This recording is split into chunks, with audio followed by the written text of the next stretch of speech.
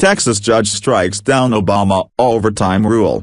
A federal judge in Texas has struck down a rule from the Department of Labor that would have extended overtime pay to more than 4 million workers, effectively erasing one of former President Obama's biggest regulatory initiatives. In the ruling, first reported by Bloomberg, the judge wrote that the agency improperly looked at salaries instead of job descriptions when determining whether workers should be eligible for overtime pay. The judge, Obama appointee Amos Mausand, initially put the rule on hold last November. It was set to go into place on December 1.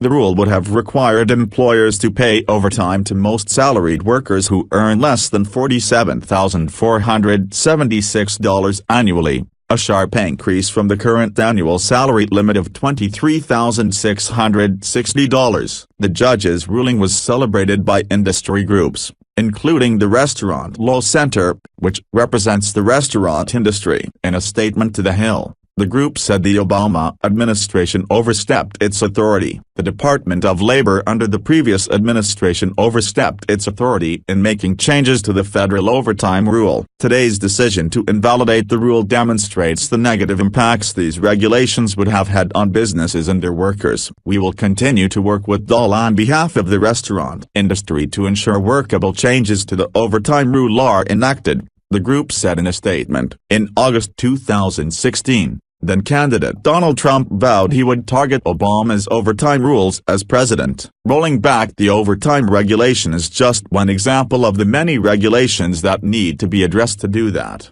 Trump told Circa at the time, "We would love to see a delay or a carve-out of sorts for our small business owners." The initial block on the rule last year was celebrated by manufacturers and business groups, who called the Obama-era regulation anti-business. Today's decision is an important win for all manufacturers in America, halting what would have been a dramatic and devastating change in labor law that manufacturers could not afford, said Linda Kelly, general counsel for the National Association of Manufacturers in November.